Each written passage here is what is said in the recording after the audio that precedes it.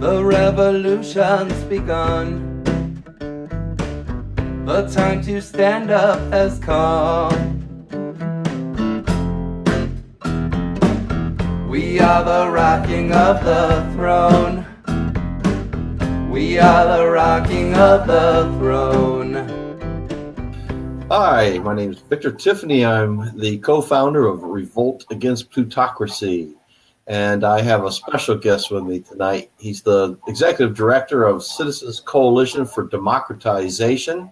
Imagine that, in the United States even. His name's Scott Ferguson. Scott, thanks for joining me. Hey, thanks for having me, Victor. So good to see you again. Good seeing you. I found you and got your website, and your effort came to my attention because, like Citizens Against Plutocracy / Revolt Against Plutocracy, you guys have a candidates website. A candidates contract. Before you talk about your contract, and it's called Candidates with a Contract. That's your acronym, CWAC. Right. Before you describe what's on the contract, one thing I've been wondering all day long is how did you come up with the concept of asking candidates to sign a contract to democratize the United States? I mean, that's pretty bold. Most people, particularly those in the establishment, they go to Washington thinking they won an election, and we live in a democratic order. So how did you come up with the idea of developing a candidate contract to legalize democratic order in the United States? Well, I like how you put it, actually. Legalized democratic order. That's funny. So basically, it was the spring of 2016, superheated primaries, just the general dysfunction of our election system, pretty obvious. And still, I had this tendency to get in debates with my parents and friends who I disagree with about partisan issues, but then it occurred to me that we could always find some common ground in that we hated the existing establishment, the system. We all agreed that it was corrupt. And so the idea was to just create a contract that candidates could sign that would say, hey, well, never mind the partisan issues. I'm going to agree to take care of these things that we all agree with. So why a contract? I mean, Move to Amend, a nationwide organization, has had a candidate pledge for quite a while now. How did you hone in on and consider the idea of actually having candidates sign a contract with voters? Well, it just seemed, so I suppose the end goal here is really to raise voters' expectations. Most people I know just are kind of cynical about the whole system. They don't think anybody's really going to, once candidates get to the point where we can actually vote on them, they've already been filtered and selected by people who have different interests than regular people, right? We all kind of have that feeling. Lessig calls that the green primary, right? The moneyed interest determines who's going to win the primary. Right. Yeah, and so the idea was to just now I'm forgetting what the original question was. How you came up with this concept of using a contract to get candidates to sign a contract with voters. Mm-hmm. Oh yeah. So I guess it goes back to just raising expectations. Year after year, election cycle after election cycle, we elect candidates who aren't even pretending to be serious about campaign finance reform. And if that's the case, we can't expect it. We can't demand it if we don't, make them agree to it ahead of time. They brush over it. They talk, everybody, well, some people at least talk about it, give it lip service, but they're so focused on the partisan issues that we've never really demanded campaign finance reform. And so that's what we're trying to do with I get that, and I appreciate that, but pardon me for drilling down on this and trying to get you to zoom in on that moment when it came into somebody's mind. You were having a conversation. At some moment, it came across your mind. Wait, what about a contract? We'll write up a contract and ask candidates to sign it. I mean, contracts aren't new. You know, the Republicans took the House in 1994 on contract with America, which critics called contract on America. How did you come up with that notion? Did you think back to 1994? Did someone mention it? Did you come up with it? How did that idea come up? The contract with America, you know, the Newt Gingrich thing, and the anti-tax pledge that Grover Norquist started, those both came into mind after the fact. And I actually didn't know much about the contract with America at the time. But it just seemed like common sense. We use contracts in every other area of our lives. Who gets a job? Who does anything without? Who buys any kind of high-end electron? You know, you can't get a line of credit. You can't get anything without signing some sort of a contract. But apparently, you can get elected to, you know, Congress without having to even meet the very lowest standard. Unless you and I, or your organization and our organization, get our way. That will change. Yeah, and luckily there are a lot of candidates out there who are all about it. You know, we just have to provide. I want to get to your list of candidates, but before I do that, the people on our Facebook page pretty much have a good idea of what's on the contract for American Renewal. Why don't you tell the viewers what's on the candidates with a contract, your contract? Sure. Yeah. So our contract is, as far as we could tell, it's 100% nonpartisan or transpartisan, as you say. We couldn't get libertarians and Republicans and Democrats and independents all to sign it if it weren't. You know, it really is honing in on the things that we all agree on. You know, a strong 90% of us, you know, think that there's too much money in politics. We disagree with the Citizens United decision. And so that's number one, is overturning Citizens United with a constitutional amendment, redefining speech. And I'll just add before you go on with your list that is the one issue your contract has in common with contract for American Renewal. Right. Yep. And as you know, it's got broad bipartisan support. So just like everything else on your contract. But yeah, so then number two, it's about campaign finance reform. So we're talking helping out lower and middle income Americans who don't otherwise have very much money to spend, you know, to influence elections as they ought to, you know. So it's the second article of the first section is to offer voters a tax credit, you know, to put towards any campaign. If you don't care about politics, then you just pay your taxes like normal. Kind of like a voucher, an optional voucher. Yeah, right, exactly. Give people $25, $50. I don't know what makes sense. We leave that up to the candidates to decide. Well, actually, if it's going to be a bill, it'll be an amount that'll represent a compromise between the left and the right, how much they think it makes sense to budget that kind of money, both at the state level and at the national level. So I've always viewed that money to be, that amount of money to be a compromise. But I'll tell you this, if it's $50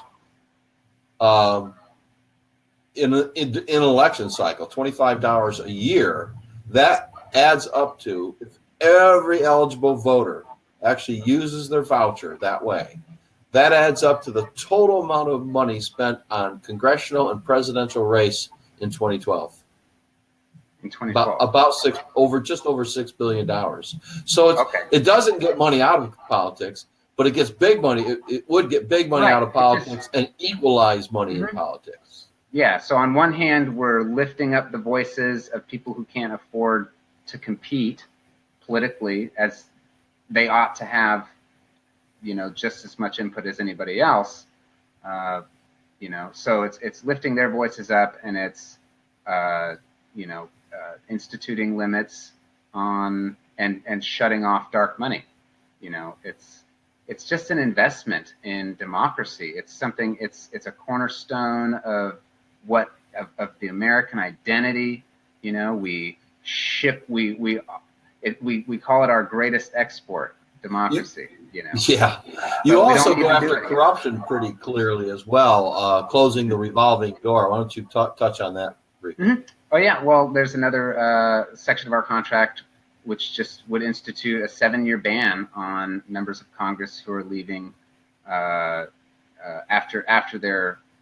they've served their term. They have to wait at least 7 years to work for any firm that employs lobbyists or contributes to lobbying activities. And any other major section on your contract that you want to touch on before I go to the next question? Oh, yeah. Well, also ending partisan gerrymandering, right? So it could be so easy to put this into an algorithm that can just do it itself based on parameters that we put in. You know, that we can all agree on, whether we want to. You know, each state can decide whether they want to focus on optimal compactness of districts, which I personally support, or whether we want to make sure that we have as many competitive districts as possible. You know, people can decide how they want to. Each state can decide how they want to create their algorithm, but it would essentially put it into a computer's hands. You know, something that we could look at and decide, hey, that's as fair as we can come up with. We don't have to have these independent commissions of individuals, you know, that really deteriorate. I don't know if you're aware with what happened in Arizona with the redistricting effort there. It just was so partisan. There are so many ways to look at it that the people who make those decisions are unfairly burdened with partisan outrage from whichever side loses out. So you're doing an awful lot to unrig the system. It's too bad you guys can't or weren't invited actually to present a panel at the upcoming Unrig the System conference in February. You're not getting to that, if I remember right. Is that correct? No, yeah, I haven't had any plans. Haven't heard anybody who you know. Nobody's reached out to us to ask us to be there. But we're a fairly new organization, you know. I wouldn't be surprised if it's different next year. We're just keeping our heads down and pushing forward and reaching out to candidates. You are reaching out to candidates, and that's where I want to go next. When we talk about Contract for American Renewal being transpartisan, we're talking about Democrats and Greens and Justice Party and generally people on the left, because the populist positions, policy positions on the contract are left. But yours are not. They're more just straightforward. You know, we've got to unrig the system. We've got to, as I said earlier, legalize democracy. So as you already pointed out and stole my question from me, you already have libertarians who have signed this thing. You have Republicans who have signed this thing. So do you know the numerical distribution by party as to what your total number of candidates who have signed it are and how that breaks down numerically? Well, first of all, it's a little misleading because there are just way more Democrats running for office than any other party, whether it's independent or Republican or Libertarian. But we have 4 Republicans, 3 Libertarians, and I think 7 or 8 independents.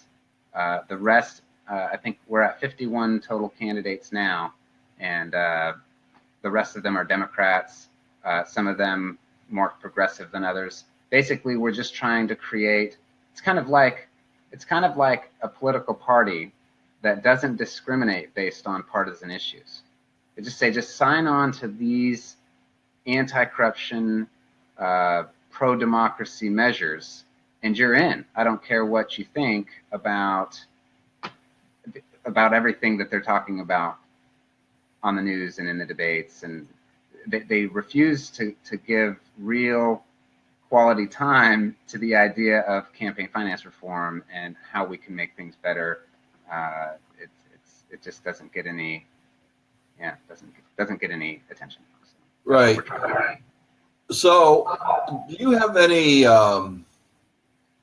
plans or any strategy for helping these candidates who have signed your contract get elected? I mean, one thing we're doing is interviewing the CFAR candidates, and then we're getting that out on YouTube. And then, of course, we have a massive database of Bernie supporters, not only all the people who took the Bernie or Bust pledge, other than not that many who have asked me to take them off my list.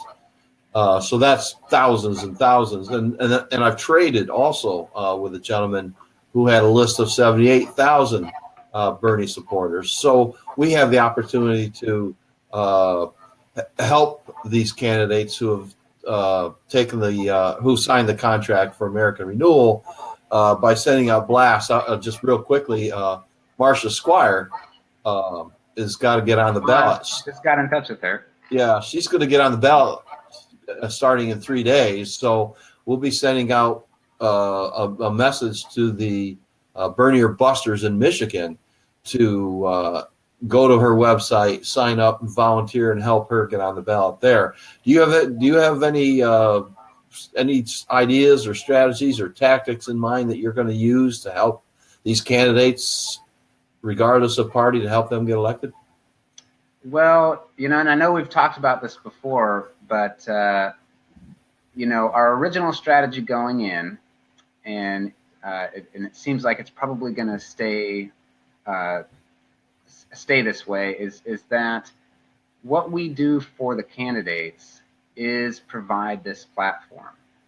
We're providing a voter information database. If you care about campaign finance reform, if you think the government sucks and they don't represent you at all, then go here and see if there's a candidate that you can vote for. We just want everybody to realize that there's there are quality alternatives to what the two-party system and their financial backers are offering or shoving down our throats, essentially.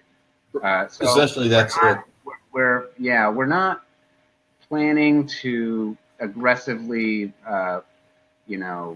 market our candidates. We're just going to continue, keep our heads down, get as many signatures as we can, and the more because the candidates are the ones that they're the ones that really, in my mind, spread the message more than anything. I think I heard it from you that if you really want to get to an incumbent, you get to them through their challengers, not by reaching out to them and trying to change their minds. And so that's what we're doing. We're trying to get as big a swell as we can. But 2018's one election. 2020 is going to be an even bigger one. Right. And we're going to keep moving on this thing. And we think of this as our practice run, and we're less interested actually in getting a large number of candidates to sign the CFAR as we are as helping these candidates actually succeed. We think that'll be more important. That'll be more headline grabbing. If we can go out the day after, the week after the election and say, hey, half dozen or a dozen of these CFAR candidates just got elected to Congress. And we'll be back. This is just phase one of the strategy. So one thing we're working on, our most recent contract signee, Peter Jacob, who's also a Justice Democrat and a brand new Congress Democrat. Okay, they didn't have a problem with that, huh? Didn't ask him to ask them. I knew him from 2 years ago. I interviewed him when I was working as Progressive Examiner, and I interviewed him without ever mentioning at the time that I was organizing the Bernie or Bust effort. So we just had a regular interview, and we developed a rapport, and I got to know him a little bit back then. So that's how he knew me, and I knew that's the only Justice Democrat I had any kind of FaceTime with. So I just reached out to him. Eventually, we had a phone conversation, and eventually he went ahead and configured the contract to suit his congressional district and signed off on it. And now we're trying to use that to reach out to other Justice Democrats. Hey, Peter Jacob signed this contract. Why don't you sign it as well? Mm-hmm. and then we'll start playing hardball. Hey, how can we trust you if you're going to run on these issues, but you refuse to sign a binding contract? You know, it's a process. First we say, please, and eventually we say, you're going to lose if you don't sign the contract. That's just the way it is. This is a revolution. But to that end, what I'm trying to get at here, he wanted us to come up with a press release, because I asked him if he was going to generate a press release notifying media that he had signed his contract, and he said, no, why don't you go ahead and do that and send it to me. So I'm laying that out there for you. It's not hard if you have the contact information of your candidates, just to sort of do a blank template that fills in some of the blanks on what's in contract. Candidates with a contract. I knew I was saying that wrong. What's in the contract, your contract, and then a few other things, and then you just let them plug in their logo and their name, maybe the date they signed it, and then offer them, you know, this press release. Because like us, you want to get the fact, you want them to project themselves as CWAC candidates, and we want our candidates to project themselves as CFAR candidates. And they, like you said, they're the ones who are going to have to do this. They're going to have to use this more than we can as a weapon against their rivals. Mm-hmm. Yeah, yeah. We we encourage that from all of them to make the contract a focus in their campaign. You might want to write the press release for them, create that template. If you have their contact information, the hard part, time-consuming part, is the template, which you and your allies, your committee members can, you know, go back and forth and finalize. And then once you have that work done, you just send it out to all of them and say, hey, why don't you make sure the media knows you're a CWAC candidate? Mm-hmm. Just a suggestion. Yeah, that makes sense. Absolutely. Yep. Yeah, I feel like there are dozens of things that I could be doing, but you know, it's mostly myself and a Marine Corps buddy of mine who does the web design, and you know, we do all the footwork. So we've got some volunteers that are writing up state contracts. I know I told you about that. Yeah, I wanted to talk to you about that. It's kind of the last subject because, you know, I've had people suggest to us, hey, why don't you guys do this at the state level? And all I think of is, you know, I have a full-time job, and this is really enough on my plate, just concentrating on a national strategy without adding 50 more state strategies, 50 more contracts.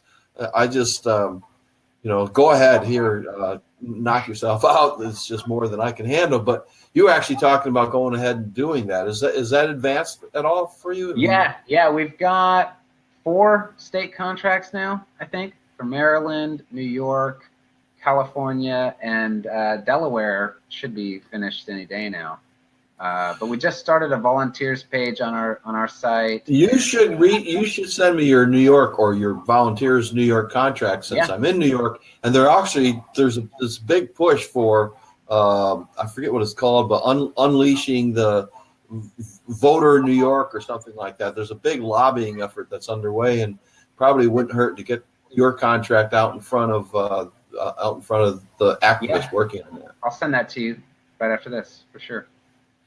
And so, how much time are you putting into the state effort? Is it tying you up at all? No. The state effort, no. Actually, I should give it a little bit more time. I think I was telling you before, I need to, you know, help. You know, I need to create a sort of procedure for volunteers so that they can pick up and do what we're doing, you know, on the state level in their state. You know, draft up a contract that, you know, that applies. You know, they're all going to be a little different. Every state's got its own constitution, its own way of doing things, its own current laws on the books. So you're right. I don't have the time to do all of that. So I have to put these into just kind of create guidelines. And it's the reason we stayed away from it. What's that? That's the reason we stayed away from it. Just way too much, you know, research and effort that would have to go into this. Just one last thing here. Just it's a grassroots boon. I think it's really important to give people a way to be involved. No, it is. If you could create a situation like a turnkey website where activists can just go and read, oh, here's how I do this. This is what I need to do next. This is how I get other volunteers to work with me. You know, if you could just create that sort of turnkey activism website so you can just let it run on its own and have people register the various state contracts and so forth, that would be pretty awesome. Yeah, I got 2 weeks before I'm going back to school, so before my classes start again. And who needs to sleep? I mean, it's something you can get done. So one last point here I want to make, just in the name of transparency, because this obviously is not our first conversation. Mm-hmm. We've agreed to exchange lists and candidates back and forth. Obviously, your Republican and Libertarians aren't going to sign the contract for American Renewal, but we're certainly going to send. We have now all the contact information for the CFAR candidates. So we're going to reach out to them and ask them to go to your website and sign up for. Yeah, I appreciate that. To sign up as a CWAC candidate as well. That's how we got Tim Canova recently. Yeah, I believe Marsha. You just said she reached out to you. I think she's going to do the same thing. Mm-hmm. Yeah. No. Yeah. You gave me the contact information for her. Yeah, no, there's no reason not to help each other out on this. Yeah, I don't consider it. I mean, even though it's two different contracts, I just don't consider it competition because we certainly want to do. We want to see America go. We want to see democracy legalized. So we want to see you guys succeed. Yeah, even if we don't. I wish Justice Democrats and Brand New Congress saw it that way too. And it's one reason I'm hesitant to be, to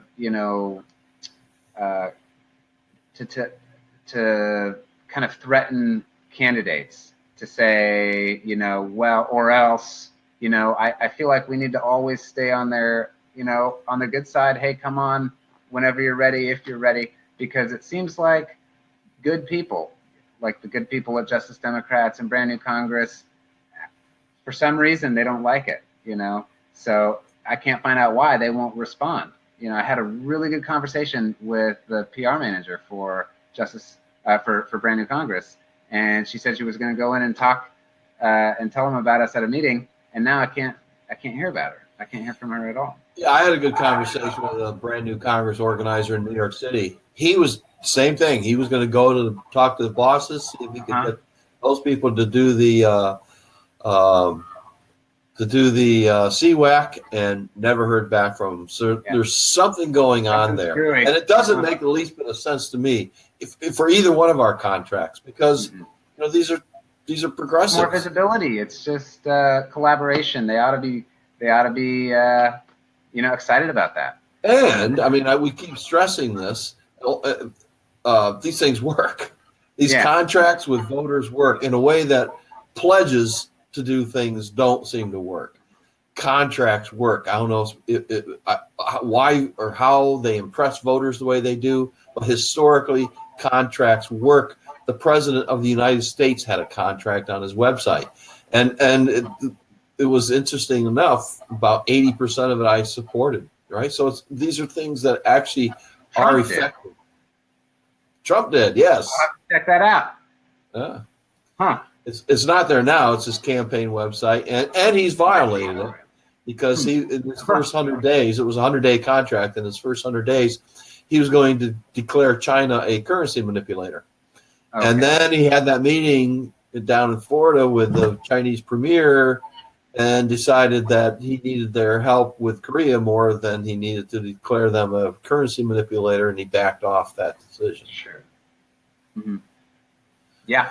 Well, and that's the thing. It's people can back out of contracts. Whether or not it holds up in a court of law is one thing, but we'll always have the court of public opinion on our side. And that's right. It's binding. It's morally binding, even if it's not really legally binding. And it's one thing for a single candidate, a single elected official to back out on a contract, but if we actually get the kind of majority that we need to do these kinds of things, it's going to be, the public pressure is going to be so strong. There's no way members of Congress will be able to back out. You know, if we create a mass movement like that, it's on us. We got to demand it. Right. That's one of the things we're doing. I'm not sure you're doing. I can ask you now. We are actually creating a voter pledge, a CFAR voter pledge. We are going to do that. Using this comes straight from Bernie or Bust. Bernie or Bust.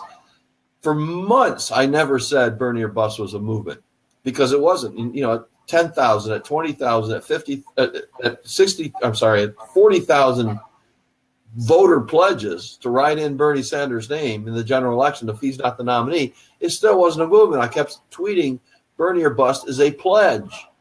And then finally at 50,000, the Washington Examiner did a story on it. CNN reached out to us, Fox News reached out to us, wanted to do stories on it.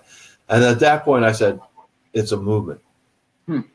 So I would encourage you to come up with some sort of strategy, you know, so that this is a voters movement. This isn't just a handful of people on your committee who are asking candidates to sign this contract. You want a movement of voters who are basically going to get behind this and say, hey, I'm not supporting anyone but a candidate with a contract.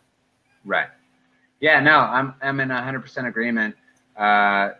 It's just a matter of getting around to it.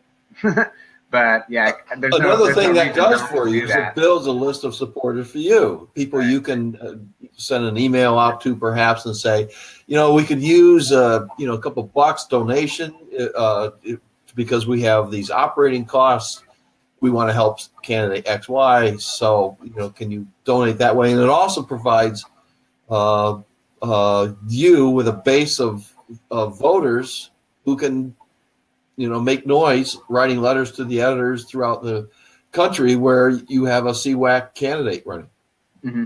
Yeah, for me, I think the biggest thing is to give people an opportunity to get involved. That was one of the biggest struggles I had at the beginning, and it's one of the reasons we decided ultimately to go after state candidates, because that's the, as far as I can tell, that's the best way to get people involved, other than candidates who are already running for office. But yeah, that's and that's, you know, it goes to the same point that you had, where, you know, we've got a movement of actual people, and if we have, you know, volunteers in every state that are working on this thing, that is, you know, that's a people's movement for sure. That is also a people's movement. That's right. So this is Scott Ferguson, and together with his organization and our organization, we plan on making 2018 the year of the candidate contract. Yes, absolutely. Scott, thanks for joining me. Appreciate your time tonight. Thanks a lot, Victor. I appreciate it. You're welcome. Take care. You too.